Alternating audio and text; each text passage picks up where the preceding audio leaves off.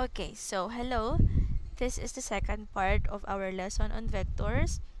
This will be more on the finding the components of a vector. So, ibig sabihin, mag-drawing ako dito. This is your Cartesian plane. Itong vector natin, palitan natin ng red. Itong pong vector natin, this is your vector A. Kung titingnan natin kung saang axis siya nakalay, is it in the x-axis? Is there a part of the vector that is lying on the x-axis? Is there also a part that is lying on the y-axis? Meron bang part na nagpapa-right siya? Meron din bang part na siya ay pataas? Okay? So, kung meron silang dalawa, ibig sabihin, your vector A has x and y components. I-drawing natin sila. This is your x. This is your x component. Bakit po siya tinawag na x component? Because nasa x-axis siya. On the other hand, this is the y-axis. This is the y component because it is lying on the y-axis. Ibig sabihin, pa-upward siya or pa-downward siya. So, ito, papangalanan natin si AY, papangalanan natin siyang si AX. Now, in this kinds of problem, your A will be given. So, for example, meron tayong 50 meters dyan. Ang titignan mo, ang hahanapin mo ay si AX at saka si AY. Pero here's the thing, in this kind of problem, there's also another given. Your given is your angle. What's your angle? Siyempre, ibibigay yun sa isang problem. So, for example, ang given natin ay 35 degrees. Ang hahanapin natin dito ay AX at saka si AY.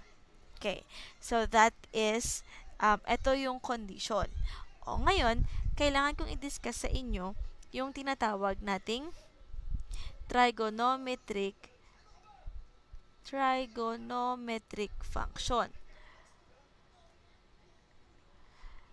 Meron tayong iba't ibang trigonometric function. You have your meron tayong tinatawag na SOHCAHTOA. Your S stands for your sine. Your O stands for your opposite.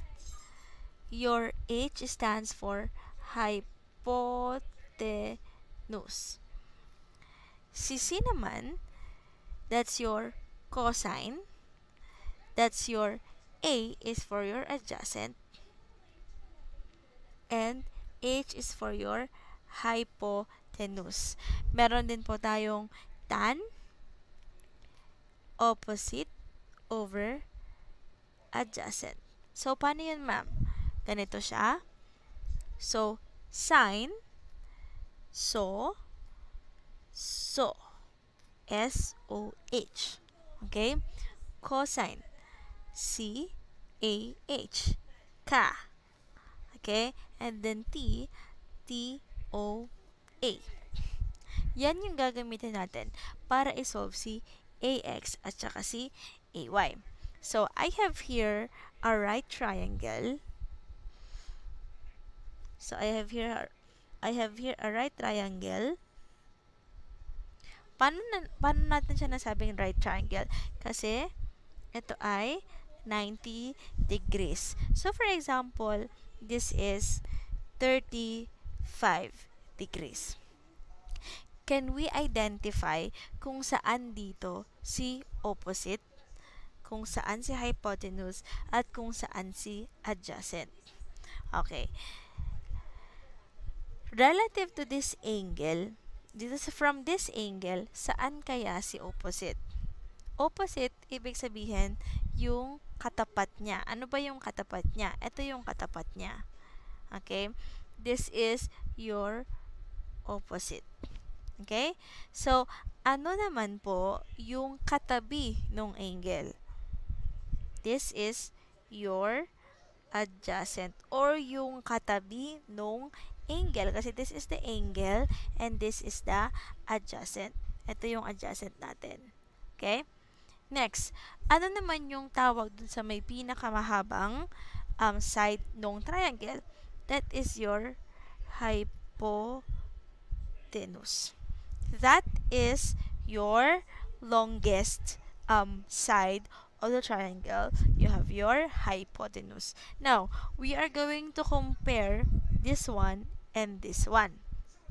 So, your hypotenuse is like your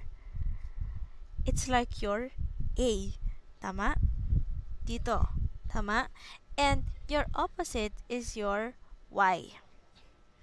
And then, your adjacent is your AX. Tama? Because this is your angle. And AX adjacent. Kaya ito si AX. Now, paano po natin gagawin yan, ma'am? So, kung titingnan natin dito, this is your, nakikita nyo ba yung hypotenuse? This is your hypotenuse, this is your opposite, and this is your adjacent. So, paano natin siya isosolve? O sige, dito muna tayo sa screen na ito para hindi kayo malito. So, paano natin kukunin si AX? Okay? So, kung isa-substitute natin dito, substitute na lang muna natin. Kung isa-substitute natin dito, your opposite is your AY. Tama? And your hypotenuse is your A. Your adjacent is your AX. Your hypotenuse is your A. Your opposite is your AY. And your adjacent is your AX. Okay? So, paano po yan? Kung i-write natin yan, sine is equal to AY over A. Cosine is equal to AX over A. Your tan is equal to AY over AX. Okay? So, in order for you to get your AY, you are going to use this equation. In order for you to get your AX, you are going to use this equation. Okay. So, puntahan natin yung equation na yan. Sine is equal to AY over A. And you also have your cosine AX over A. Okay? So, ang gagawin natin, paano kapag si AY ang nawawala at si AX ang nawawala? So, ito lang ang equation. Si AY dapat ay kasama ni sine kasi nga po siya ay opposite. From the original equation, you have your sine, opposite, hypotenuse. Sino yung kasama ni opposite? That's your sine. Tama? Your opposite is your AY. So, to solve your AY, you have to use your sine. The same way, anong trigonometric function ang kasama ni adjacent? It's your cosine. Ano ba yung adjacent natin? Adjacent is also the same as your AX. So, in order for you to get your AX, you have to get your cosine. Kaya, ito, sine is equal to AY over A, and then cosine is AX over A. Hindi nyo po sila pwedeng pagbaliktarin. Depende yan sa problem. Pero, ang standard nito, your sine is the one to use to get your AY. At the same way, your cosine is the one na gagamitin mo for AX. Okay? So, tuloy natin. Paano naman kapag ang hinahanap natin, syempre ang hahanapin natin dito ay si AY. Okay? Pero ang given natin ay si A. Okay? Ay, may nakalimutan ako dito. Dapat may theta ito ha. Dapat may theta. Ganon din dito. Sin theta, cosine theta, tan theta. So, paano yun? Paano naman kapag ang hinahanap natin ay si AY?